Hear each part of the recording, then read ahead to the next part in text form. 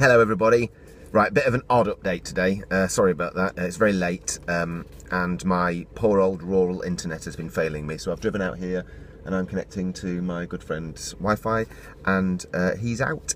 So I'm having to do it from his driveway. Sorry about that, but I did promise you a video update every day. So here we go. What's the update today? Well, first of all, let's have a tot up, shall we? We are at £5,701. Awesome, thank you very much. So we've got £2,299 to go and 6 days to do it. Woohoo! That's awesome. So let's do this, okay? So what is today's update? Well, today's update is all about an important aspect of the con. It's going to be at least a quarter of one of the main rooms, and you guys are going to love it. It's the retro gaming session. Yes, that's right. So retro computer gaming. We have a couple of guys running it, 16-bit Sam and Keep It Retro Lee. Lee Playle in Hull runs the Keep It Retro event every year. It's absolutely amazing, and basically he is a passionate collector of retro computer games and retro consoles and stuff. The thing with these retro consoles, that it has many facets to the whole retro gaming. It's not just about getting together and gaming like we do normally, or like, you know, contemporary gamers like myself and my friends get together and get online and all this. The retro gaming section isn't online. They don't connect. These are very old consoles. They are decades and decades and decades old. You've got to be careful with old technology like that. And the only way to keep it up and running and good enough for hundreds of you guys to come along and sit down and play and check it out is to have a passionate collector, a passionate retro gamer looking after this kit, right? So that's what Lee Playle and 16-bit Sam have been doing for many, many years now. They're both huge fans of the retro gaming stuff, so they have got loads for you. Now, I have received a communique from 16-bit Sam, so I shall read from this. Please forgive the scripted aspect of this, guys.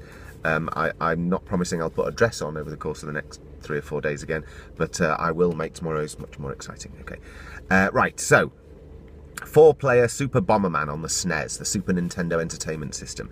Bomberman was ace. I used to love playing Bomberman. My brother was a little better, but it's so simple, it's so interactive, and you can, and 4 of us can play. So 4 of us, just come and grab me, come and grab one of the team, or just grab 4 of your friends, or if you've got quite a if you've got sort of rivalry in the family and one person's a little better than everybody else, Bomberman will sort the wheat from the chaff. Okay, if you're brave and you'll understand the game in just a few seconds after playing it. It's a very simple gaming system. I believe I used to play it with a Kempston joystick, which means that you've only got up, down, left, right, and a button. So how simple is that? So come along, come and try it out. It's going to be ace. Right, what's the next one? Virtua Cop 2 on the Saturn with a light gun. Oh yes, pew pew. So you get to practice your cunning aim skills in time for the Nerf War, perhaps. Oh yes, don't forget the Nerf War. So that'll be awesome. Using the light gun technology as well, we've got Duck Hunt on the NES. That's the Nintendo Entertainment System, which I remember being released when I was a kid, which means the Nintendo Entertainment System, as I am very old indeed, is very old indeed. So don't expect this thing to be super accurate or anything, but Duck Hunt is an incredibly fun game, and I look forward to having a go myself, and I hope you are. Next on the list, 4-player Super Smash Bros. On the N64. I know Super Smash Bros. Was huge back in the day. I have never played it. I would love to play it. I would love to play it with you. Yes, yes, you. Okay. So, if you think you've got what it takes for the Super Smash Bros., bring it on. It's 4-player, so grab somebody, I'll grab somebody, away we go. Again, if you've got one of those gamer households, right? That's the place. Okay, so 4-player Super Smash Bros. Mortal Kombat, Streets of Rage 2, and the famous Sonic the Hedgehog on the Mega Drive. Why is it called the Mega Drive? Because it was mega. Okay. Worms, Virtual Fighter 2, and the Destruction Derby on the Saturn as well. Our Destruction Derby is so much fun.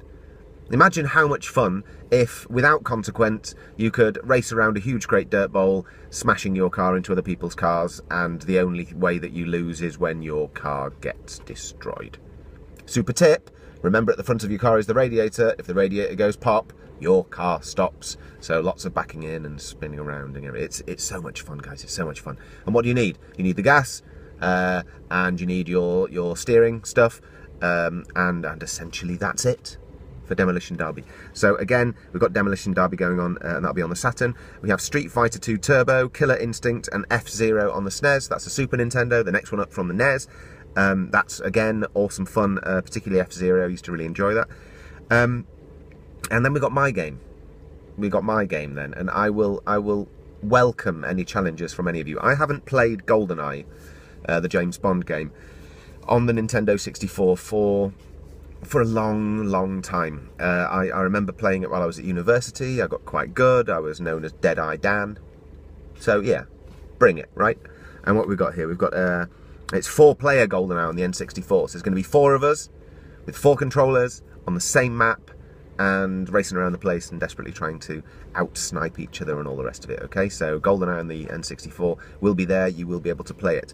And the pièce de résistance de rétro is a 16-person networked Mario Kart tournament. Now, if you've never played Mario Kart, it's basically go-karting around a track. It's super high speed, it's super fun, it's super high octane, and the reason why it's 16-person instead of 8-person is because there will be a controller in front of you and you'll be handling the steering left and right and accelerating and braking, and your teammate will be next to you with their own controller and they'll be controlling things like throwing banana skins behind you or shooting shells out in front of you, in order to smash people off the track and make sure that you're first. Now, the interesting thing about the Mario Kart tournament is, come Sunday evening, dear 16-bit Sam and Retro Lee are going to be taking score of how people are doing in the Mario Kart tournament. It's an actual tournament, right? So throughout the whole weekend, there's going to be 16 persons worth of space, so you and a pal can team up, or if you know the score, you can maybe even drive yourself and be your own weapons guy, but I think it's going to be fun to have like teams of 2, right? Maybe you can swap every lap, however it goes, right? So it's going to be awesome fun. There's going to be space for 16 of you to come along and keep playing and keep ploughing data into the Mario Kart tournament. And then on Sunday evening, during the fantastic awards ceremony, we will be awarding the Mario Kart Champion Award on stage. So you could be getting that if you stay until Sunday. So come along Saturday and Sunday and come and play in the retro area. It's going to be amazing. We're also going to have I think it's called the Virtual Boy. It has got the nickname of the headache machine as well, so don't spend hours and hours on the thing, but it's the kind of the first real virtual reality thing, and it's a huge great red kind of plastic thing, and it's got the reputation for being the headache machine because it's obviously not super high res. This thing was released I think back in the 80s, mid-90s maybe.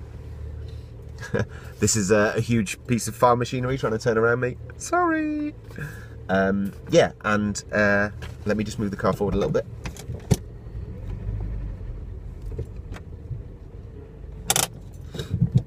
Okay, you don't get that in many Kickstarter updates, right?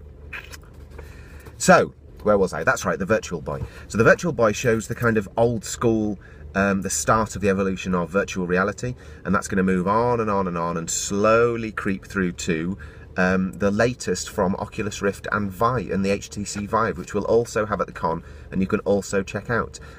We've got the kind of smartphone, the smartphone tech, which is the kind of, you know, things like the I Am Cardboard, the Google Cardboard, and the various plastic, well, what's it called now? The Visor VR, which is a Hull company. They were at last year's con. And these things, you download apps onto your smartphone and slide it into the headset and away you go. But that's for another update. This update is all about the retro gaming, and I hope that I've told you enough to get you excited about it. So yes, believe it or not, the last line on my little message from Sam is keep it short and sweet, and you'll have plenty for the next day.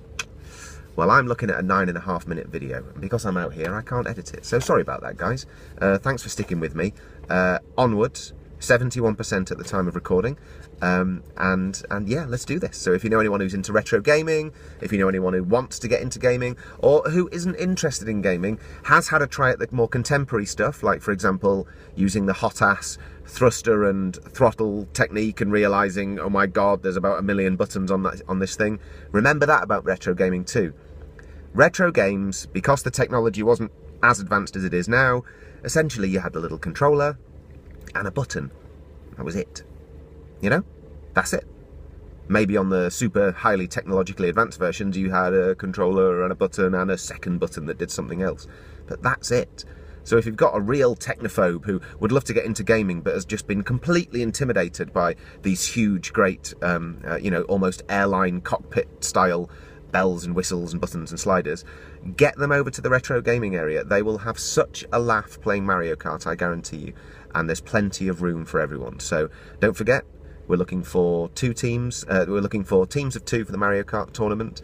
And you can go ahead and jump into the Goldeneye tournament and the Super Bomberman tournament and all of that stuff. So yeah, sorry for the strange at-night weird farm machinery including updates, but I hope that's everything for tonight. So enjoy yourselves, keep pushing, keep spreading the word, please. There are lots of share buttons down here for all the various things, for those of you who do Pinterest and Facebook and Twitter and all that malarkey. So please keep spreading the word for us. We have 6 days left to do this, and as an aside, Drew Wagar's next book's being released in just 3 days. Shadewood Exoneration is coming, hooray!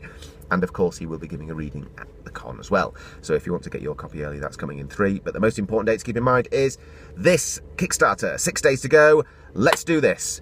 Boom. Thank you very much, Commanders. Onwards!